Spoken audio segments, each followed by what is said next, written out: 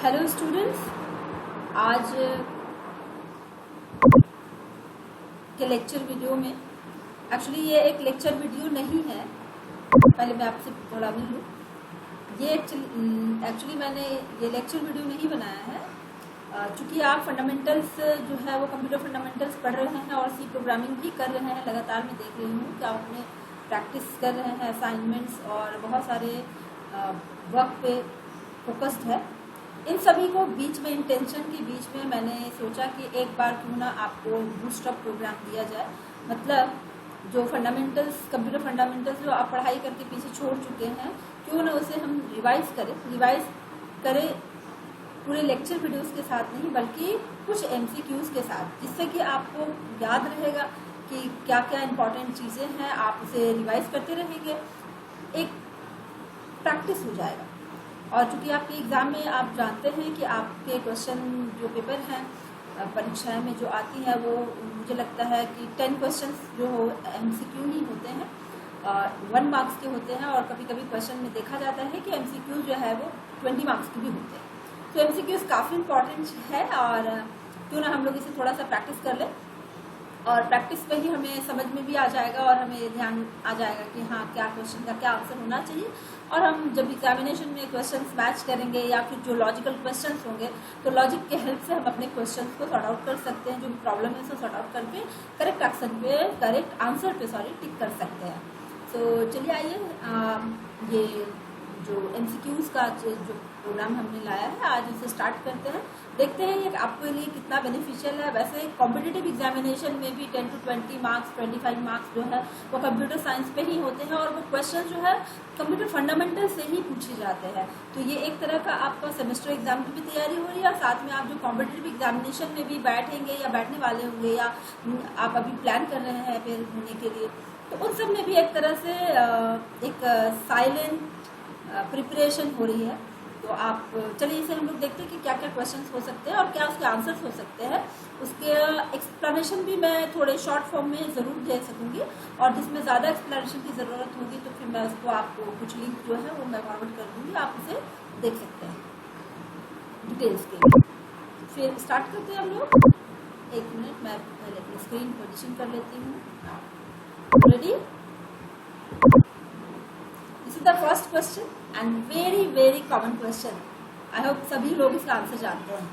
Who is the father of computers? ठीक है, तो James Gosling, Charles Babbage, Dennis Ritchie, Z Stroustrup. So obviously Charles Babbage हमारे computer science के father हैं। तो ये क्वेश्चन बहुत आसान है बट स्टिल हम लोग के लिए बहुत इंपॉर्टेंट भी है, तो एक बार मैंने इसे इंक्लूड किया। नेक्स्ट क्वेश्चन पे कंसंट्रेट करते हैं। नेक्स्ट क्वेश्चन क्या कहता है? Which of the following is known as the language made up of binary coded instruction? तो इसमें 4 लैंग्वेज दी हुई है, high level, basic, C, machine. तो जो हाई लेवल लैंग्वेज है, पहले जो ऑप्शन दिया हुआ है, ये पहला ऑप्शन जो है वो लैंग्वेज के बारे में बताया जा रहा है, हाई लेवल लैंग्वेज। बेसिक भी हाई लेवल लैंग्वेज है, सी जो आप पढ़ रहे हैं ये भी आपका हाई लेवल लैंग्वेज है। ठीक है, प्रोग्रामिंग लैंग्वेज है। लास्ट में दिखा है मशीन लैंग्वेज। तो मशीन लैंग्वेज जो है वो भी एक लैंग्वेज है, लेकिन कैसा है? जो कि बाइनरी बेस्ड है। मतलब वहाँ पे जितने भी कमांड्स है, जो भी इंस्ट्रक्शंस है, वो बाइनरी कोडेड इंस्ट्रक्शंस के फॉर्म में देते हैं। मतलब हर एक इंस्ट्रक्शन का, हर एक कमांड का अपना स्पेसिफिक बाइनरी कोड्स होगा। तो आंसर यही होना चाहिए। एक बार चेक कर लेते हैं। तो आंसर बिल्कुल यही है। तो इसमें क्वेश्चन क्या कहा गया था कि which is known as language made up of binary coded instructions. So obviously answer is machine language. Right? Next question की ओर फॉरवर्ड होते हैं। नेक्स्ट क्वेश्चन क्या है? Which of the following is not a type of computer on the basis of operations? Operations means a computer based on 3 type of operations. Computer जो है वो 3 तरह के ऑपरेशंस से आपके कैटेगराइज करेंगे अगर हम, तो वो 3 तरह के टाइप के हैं। जैसे कि एनालॉग कंप्यूटर है, डिजिटल कंप्यूटर है, हाइब्रिड कंप्यूटर है। ये 3 कंप्यूटर है जो कि बेस्ड है बेसिस ऑफ ऑपरेशंस पे। बट रिमोट कंप्यूटर जो है वो किसी ऑपरेशन पे बेसिस नहीं है, बल्कि ये लोकेशन वाइज किसी सिस्टम को, जो कि कोई दूसरा सिस्टम हो सकता है, पर्सनल कंप्यूटर हो सकता है, सर्वर हो सकता है, कोई वेब क्लाइंट हो सकता है, कुछ भी हो सकता है, जो कि रिमोट मतलब डिस्टेंस के हिसाब से ये कैटेगराइज होता है, या इसको हम जानते हैं रिमोट कंप्यूटर, जो कि मेरे रिच से बाहर है बट स्टिल हम उसको एक्सेस कर रहे हैं, यूज़ कर रहे हैं, तो मेरा रिमोट कंप्यूटर है। तो ये डिजिटल, एनालॉग और हाइब्रिड तीनों तो बेसिस ऑफ ऑपरेशंस पे डिपेंड करते हैं, बने हुए हैं, इसलिए आंसर क्या होना चाहिए? रिमोट। तो answer is remote. Next question की ओर देखते हैं। नेक्स्ट क्वेश्चन कह रहा है 2's कॉम्प्लीमेंट ऑफ 15। सो 15 आप समझ पा रहे हैं कि डेसिमल में लिखा हुआ है 1515, और इसका 2's कॉम्प्लीमेंट लिखना है। तो 2's कॉम्प्लीमेंट हम किस में है? अगर आप ये पेपर पूरी तरह से, मुझे उम्मीद है कि ये चैप्टर्स आप कंप्लीट कर चुके हैं, इसके बाद भी अगर आपको नहीं समझ में आता तो इसका डिटेल्ड वीडियो जो है आपके चैनल पे दिया हुआ है, आप उसे देख सकते हैं। पहले तो 2's कॉम्प्लीमेंट ऑफ 15, तो फर्स्ट क्या करना होगा? फर्स्ट स्टेप क्या है? 15 को हमें बाइनरी कोड में कन्वर्ट करना होगा। प्रोसेस क्या है? जो भी डेसिमल डिजिट है लाइक 15 है, तो इसे 2 से हम मॉड्यूल करेंगे, ईच टाइम रिमाइंडर स्टोर करेंगे, और रिवर्स ऑर्डर में रिमाइंडर को हम चेक करेंगे, लिखेंगे, वही उसका बाइनरी कोड होगा। ये हुआ उसका ओरिजिनल बाइनरी कोड 15 का। ओरिजिनल बाइनरी कोड जो है वो 15 का मुझे लगता है 4 टाइम्स 1 लिखने से आ जाएगा। ठीक है, आप 4 टाइम 1 को आप चेक कर सकते हैं कि वो बाइनरी 15 का है या नहीं। कैसे करेंगे? 2 की पावर जो है वो 0 से स्टार्ट करेंगे और मल्टीप्लाई करेंगे हर एक डिजिट को राइट से लेफ्ट की ओर। ठीक है, तो जैसे राइट वाला जो डिजिट है वो 1 है, तो 2 to the power 0 into 1 plus 2 to the power 1। अब पावर क्या होगा? 1 से इंक्रीमेंट होगा, so 2 to the power 1 into next digit 1 plus 2 to the power 2 into next digit 1 plus 2 to the power 4 into 1 is now 4 digit से हो गया। अब देखेंगे कि हाँ मैक्सिमम जो है आपका 2 टू द पावर 4 तक गया है, तो 2 टू द पावर 4। ठीक है, आप इस तरह से सब सम करके निकालेंगे तो 15 का आपका बाइनरी जो है वो आपका 4 टाइम्स 1 आएगा। सो 4 टाइम 1 हुआ। अब 2's कॉम्प्लीमेंट यहाँ बोला गया है, तो सबसे पहले 1's कॉम्प्लीमेंट जानते हैं। सो 1's कॉम्प्लीमेंट जो है वो हर एक डिजिट को, यानी कि बाइनरी बिट्स जो दिया हुआ है, उस बाइनरी बिट को रिवर्स करते हैं। जैसे अगर वो 0 है तो 1 करते हैं, और 1 है तो उसको 0 करते हैं। यहाँ 4 टाइम्स 1 आएगा 15 का बाइनरी नंबर। तो आप क्या करेंगे? सबको कन्वर्ट करेंगे 1 से 0, यानी कि 4 जीरोस हो गया। ये इसका 1's कॉम्प्लीमेंट। जब 1's कॉम्प्लीमेंट में 1 ऐड करेंगे तो वो हो जाएगा उसका 2's कॉम्प्लीमेंट। तो ऑल 1 थे, हमने उसे कॉम्प्लीमेंट किया, ऑल जीरोस मिले, अब उसमें 1 ऐड किया तो हमें क्या मिला? 301। तो ऑप्शन नंबर बी होना चाहिए करेक्ट। तो बी जो है वो करेक्ट है। ठीक है, इस तरह से कोई भी नंबर, यहाँ जो 15 बोला गया है, आपको कोई और नंबर भी मिल सकता है, आप उसको पहले बाइनरी बिट्स में कन्वर्ट कीजिए, फिर उसको 1's कॉम्प्लीमेंट में कन्वर्ट कीजिए, फिर उसमें 1 ऐड कीजिए, और जो फाइनल रिजल्ट होगा वो आपका 2's कॉम्प्लीमेंट नंबर होगा उस डिजिट का। ठीक है, नेक्स्ट क्वेश्चन हम लोग करते हैं। डेसिमल इक्विवेलेंट ऑफ 0.101, बेस क्या दिया है? 2, दैट मीन्स ये बाइनरी नंबर है, 101 नहीं है। ठीक है, 0.101 भी नहीं है, क्योंकि बेस चेक करेंगे। बेस चेक करने से हमें क्या पता चल रहा है कि बेस इसका 2 है, और बाइनरी नंबर का बेस हमेशा 2 होता है, यानी कि ये बाइनरी में लिखा है। अब मुझे इसका डेसिमल इक्विवेलेंट लिखना है। डेसिमल इक्विवेलेंट निकला, फिर से एक प्रोसेस अप्लाई करना होगा। जैसे कि अभी हमने क्या सीखा था कि जो डेसिमल नंबर उसका बाइनरी कन्वर्जन देखा था कि उस डेसिमल नंबर को 2 से मॉड्यूल करेंगे और इस टाइम रिमाइंडर को स्टोर करेंगे, तो वो बाइनरी बिट्स दे देता है। लेकिन यहाँ जस्ट रिवर्स प्रोसेस है, बाइनरी बिट्स से आपको डेसिमल इक्विवेलेंट फाइंड आउट करना है, और साथ में फ्रैक्शनल पॉइंट भी दिया है, मतलब डेसिमल के बाद का ये नंबर है 101। तो प्रोसेस क्या है कि जब हमें इस तरह का कोई भी बाइनरी डिजिट मिलते हैं, बाइनरी बिट्स मिलते हैं, सीक्वेंस ऑफ बाइनरी बिट्स मिलते हैं, हम उसे डेसिमल इक्विवेलेंट में कन्वर्ट करने के लिए हर एक डिजिट को जो है, हर एक डिजिट को हम लोग पावर्स में मल्टीप्लाई करते हैं 2 की पावर्स में। जैसे कि 2 के पावर्स स्टार्ट कहाँ से करेंगे? बेस से बात है 0 से करेंगे। 0, 1, 2, 3 जितने भी नंबर ऑफ डिजिट्स हैं, नंबर ऑफ बिट्स है, उतने टाइम्स उसे मल्टीप्लाई करके प्लस करेंगे, तो वो मेरा डेसिमल इक्विवेलेंट होगा। लेकिन क्वेश्चन ये है, क्या ये फ्रैक्शनल वैल्यूज पे भी काम करेगा? नहीं, फ्रैक्शनल के लिए थोड़ा सा डिफरेंस है।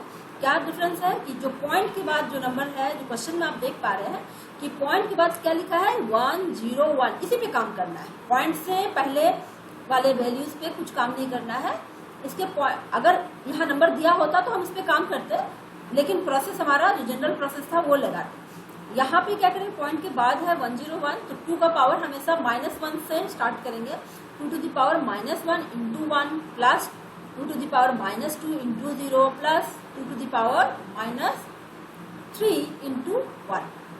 So 2 to the power -1 यानी 1/2 plus 0, if it multiplies by 0, any number multiplied by 0 is 0.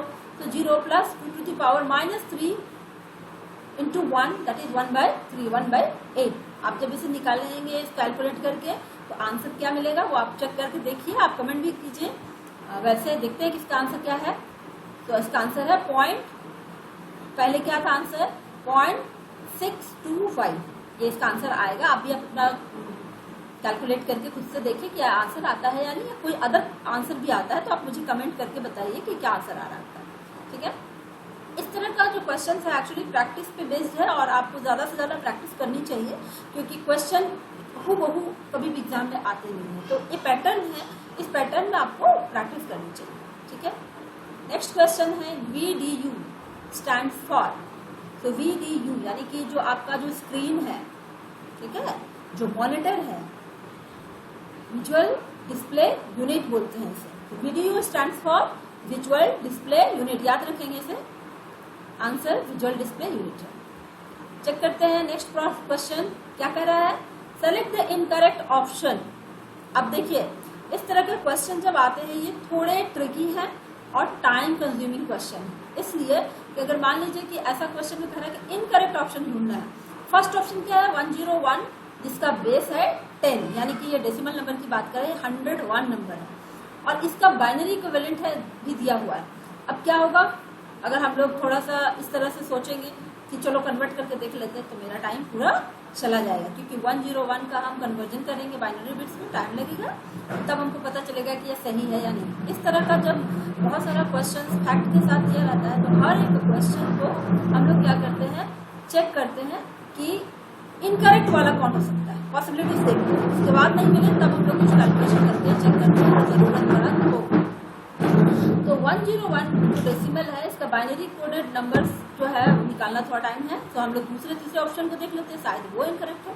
तो उसमें क्या करते हैं हम लोग कि G is valid in hexadecimal. G क्या वैलिड होता है हेक्साडेसिमल में, A to F ही होता है, तो ये तो सबसे पहले इनकरेक्ट हो गया, यानी यही मेरा ऑप्शन इनकरेक्ट, मतलब जो करेक्ट ऑप्शन होगा। देखिए करेक्ट ऑप्शन भी मिल गया है। ठीक है, उसके बाद नेक्स्ट क्वेश्चन हम लोग देखते हैं। नेक्स्ट क्वेश्चन क्या है, कन्वर्ट 101, बेस क्या है 2 है, यानी कि बाइनरी को डेसिमल में कन्वर्ट करने के लिए कहा जा रहा है। आंसर पहले भी आ चुका है, बैक हो जाते थोड़ा सा।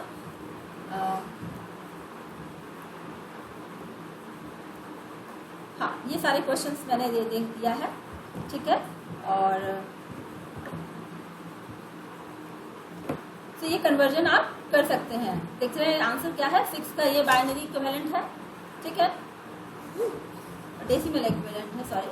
नेक्स्ट क्वेश्चन क्या कर रहा है, what could be the maximum value of a single digit in an octal number system. Maximum value क्या हो सकता है सिंगल डिजिट का, ऑब्वियसली 7 होगा, क्योंकि 0 to 7 के कॉम्बिनेशन में ही वैल्यूज है, तो मैक्सिमम आपका 7 होगा। अब बाइनरी नंबर 111 जो है ऑक्टल फॉर्मेट में क्या होता है, तो ऑक्टल फॉर्मेट में क्या होगा 7 का बाइनरी है ये, तो ये 7 होगा। बहुत आसान है, थोड़ी सी प्रैक्टिस की जरूरत है आपको। प्रैक्टिस करेंगे आप निश्चित रूप से सही आंसर पे ही टिक करेंगे। नेक्स्ट क्वेश्चन देखते हैं। नेक्स्ट क्वेश्चन क्या कर रहा है, line printers that print 1 line at a time or laser printer, inkjet printer, drum printers and chain printers. Chain printers and inkjet printer. Actually इस क्वेश्चन का आंसर आप तभी कर सकते हैं जब आप टाइप्स ऑफ प्रिंटर के बारे में आप जानेंगे, उसके कैरेक्टरिस्टिक्स के बारे में जानेंगे कि कौन सा प्रिंटर जो है वो किस तरह का काम करता है और कैसे काम करता है। ठीक है, तो उसका आंसर आप पढ़ के थोड़ा समझ सकते हैं। लेकिन देख लेते हैं कि हमारा जो आंसर है वो क्या है। क्वेश्चन क्या था, एक बार रिपीट करते हैं। Line printers that print one line at A time, मतलब वैसा प्रिंटर जो एक बार में एक लाइन प्रिंट करता है, तो वो कौन सा है? आंसर क्या है? Drum printers and chain printers. तो ये आंसर आपका करेक्ट होगा। तो इससे आपको समझ में आ रहा होगा कि आपको टॉपिक थोड़ा डिटेल में पढ़ना चाहिए, तभी आप एमसीक्यूज भी बहुत अच्छे से कर सकते हैं। नेक्स्ट क्वेश्चन है, which of the following unit is responsible for converting the data received from the user into a computer understandable format? तो निश्चित रूप से ALU जो है वो इसके लिए responsible है। नेक्स्ट क्वेश्चन देखते हैं, which of the following is designed to control the operation of a computer? कौन इनमें से है जो कि डिजाइन किए गए हैं ऑपरेशंस को, जो भी कंप्यूटर ऑपरेशंस होते हैं उसको कंट्रोल करने के लिए? User, system application software, system software, utility software. निश्चित रूप से सिस्टम सॉफ्टवेयर ही रिस्पॉन्सिबल है इसके लिए। ठीक है, आंसर चेक करते हैं, आंसर तो सिस्टम सॉफ्टवेयर ही है। नेक्स्ट क्वेश्चन देखते हैं, क्या कह रहा है? Which of the following are physical devices of a computer? Hardware, software, system software और पैकेज। तो ऑब्वियस से बात है, हार्डवेयर की बात करें, फिजिकल डिवाइस बोल रहे हैं तो हार्डवेयर ही आएगा। नेक्स्ट क्वेश्चन है, which of the following is the device used for converting maps, pictures and drawing into digital form for storage in computers? कौन से ऐसे डिवाइस है जो मैप को, पिक्चर्स को या कोई ड्राइंग्स है उसको डिजिटल फॉर्म में कन्वर्ट करने के लिए जो है स्टोरेज प्रोवाइड करता है कंप्यूटर में? ठीक है, तो डिजिटाइजर होता है, क्योंकि स्कैनर तो स्कैन करेगा, MICR जो है वो आपका चेक को रीड करने के लिए होता है, स्कैनर जो है वो आपका स्कैन करने के लिए होता है। नेक्स्ट क्वेश्चन हम लोग देख लेते हैं। नेक्स्ट क्वेश्चन क्या है? Which of the following can access the server? कौन सा है जो सर्वर को एक्सेस करता है? Web client, user, web browser, web server. तो आंसर होगा वेब क्लाइंट। अगर यहाँ वेब क्लाइंट का कोई क्वेश्चन नहीं होता तो यहाँ पे वेब ब्राउजर होता आंसर। ठीक है, so what does the symbol D represent in hexadecimal number system? तो D मैंने ABCD, हम लोग हमारे पास डिजिट में क्या है? 0 to 9 है। 0 to 9 के बाद स्टार्ट होता है ABCD। तो हमारे पास क्या पूछा जा रहा है? D का। D यानी 13 होना चाहिए। देखिए, चेक कीजिए। नेक्स्ट क्वेश्चन है, the ALU gives the output of the operations and the output is stored in memory devices, registers, flags और आउटपुट यूनिट। तो ऑब्वियस सा बात है, रिजल्ट जो है हमेशा पहले रजिस्टर्स में स्टोर होते हैं। ठीक है, और उसके बाद जैसे जैसे प्रोग्राम एग्जीक्यूट होता जाता है तो रजिस्टर्स क्या है, वहां से वैल्यूज को स्वैप इन स्वैप करके फाइनली सेकेंडरी स्टोरेज तक पहुंचता है, क्योंकि करंट रनिंग प्रोग्राम में जो भी वैल्यूज आते हैं वो रजिस्टर्स में होते हैं, और वो रजिस्टर कहाँ होते हैं? मेमोरी में होते हैं। राइट, ठीक है। नेक्स्ट क्वेश्चन है, IEEE स्टैंड्स फॉर। अब इसमें थोड़ा सा है, इसके लिए फुल फॉर्म आपको जानना ही चाहिए, तो पहले ही मैं फुल फॉर्म बता दे रही हूँ। इसका क्या मतलब है? Institute of electrical and electronic engineers. तो ऑप्शन नंबर D करेक्ट है। ऑप्शन नंबर आपका D करेक्ट है। This is end of the MCQ session. तो आई होप कि आपको ये अच्छा लगा होगा और ये इन्फॉर्मेटिव भी था, तो आपको ये काफ़ी हेल्प करेगा, जिसमें कि आप क्या कर सकते हैं, आप तैयारी कर सकते हैं। ठीक है, फिर नेक्स्ट लेक्चर वीडियो में मैं देखती हूँ क्या जो ऑप्शंस हैं या जो चैप्टर्स हैं जो आपके लिए काफ़ी इंपॉर्टेंट है, मैं उसे लेके आती हूँ। आप इसी तरह से लगे रहिए, पढ़ाई कीजिए, अच्छे स्कोर लाइए और एक अच्छा मतलब स्टडी मटेरियल आपको मिल रहा है, आप इस पर अपनी पढ़ाई जारी रख सकते हैं। Thank you.